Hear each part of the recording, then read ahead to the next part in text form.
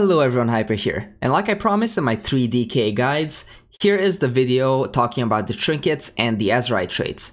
In this video, I will be covering all 3 of the DK specs, so if you're only interested in a specific one, make sure to check the timestamps in the description box. I will only be talking about what I consider to be the top traits and trinkets, and if you want a full list, make sure to check out a website like bloodmallet.com.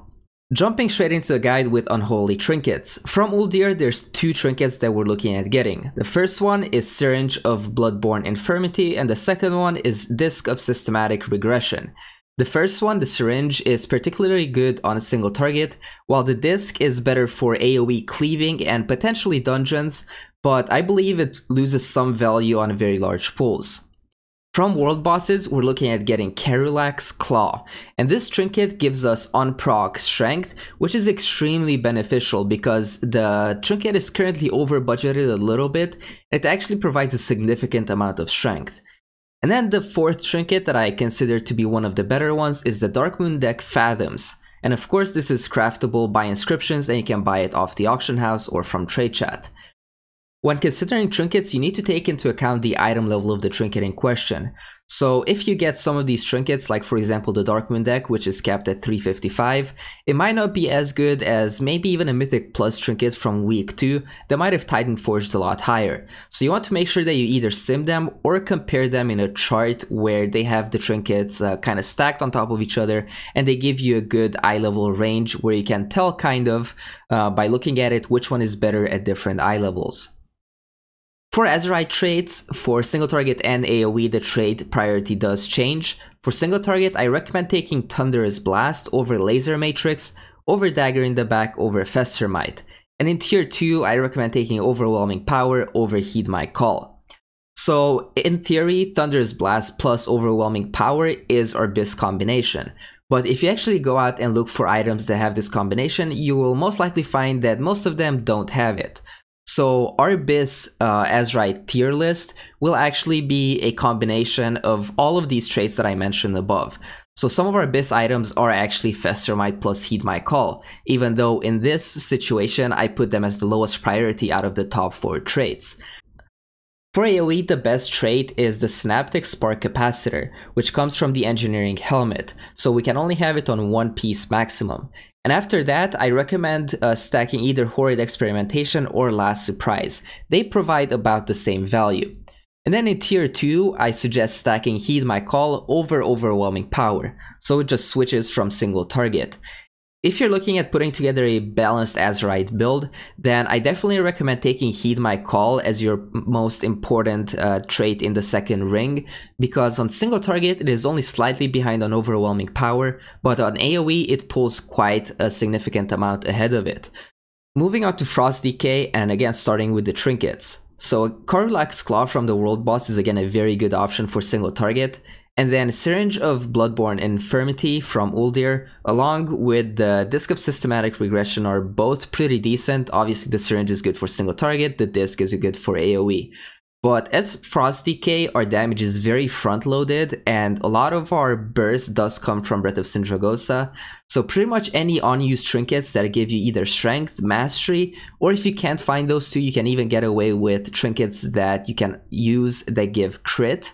And these are going to give you a larger benefit than if you were to be playing Unholy, because our damage is so front-loaded. So it means that if you can use these trinkets during your Breath of Sindragosa window, you're going to get a huge benefit from them. And obviously these trinkets come from various sources such as dungeons, world quests, or world bosses. But if you get a trinket that you can use and gives any of those 3 stats, it's probably a safe bet that is going to be good for Frost.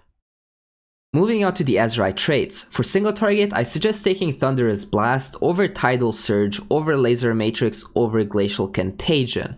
And then in the tier 2 ring, you will take Heed My Call over Overwhelming Power.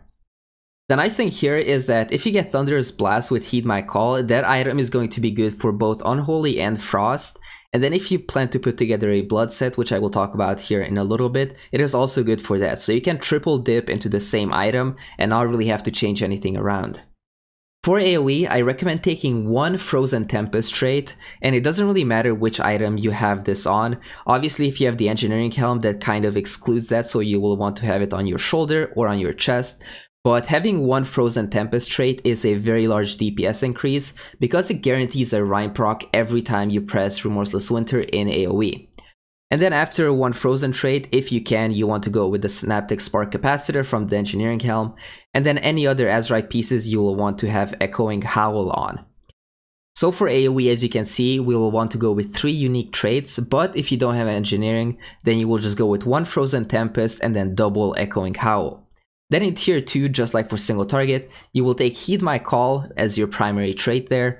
And then if you can't get that, you can either take Overwhelming Power or Azerite Globules. Those two are about the same DPS, the difference between them is pretty negligible. Moving on to Blood Decay, I will mostly talk about defensive trinkets, but you have to keep in mind that trinkets that give you some defensive value, such as secondary defensive stats that are good like versatility, also offer some offensive value. But starting off with the first trinket, we have Darkmoon Deck Blockades. And this is basically a purely defensive trinket. It gives you stamina and is one of the better passive defensive trinkets out there from what's obtainable right now. To be honest, if you're looking at purely defensive trinkets, there's not that many out there. And Blockades gives you strength, which of course is not, I guess, purely defensive because it does increase our DPS output. But the stamina that it procs can be quite nice, and on average it will give you a decent amount. But then for trinkets from dungeons, Jess's Howler from Tol Dagor gives versatility on use not only to you but to party members. Obviously if you're by yourself, you will get more versatility than if you're in a group, but also splitting some versatility to your group increases everyone else's DPS and reduces the damage they take. So overall I believe this is a very good trinket for dungeons, for example. Then Galecaller's Beak from the World Boss, which gives you haste on use, and this is very nice both defensively and offensively for DK.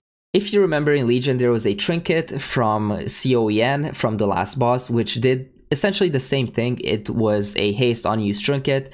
It is very nice to have that burst of haste either when going into a boss and you have empowered rune weapon up, or when you need to be able to generate some extra runic power, so you want to have those extra runes and reduce global cooldown from the increased haste.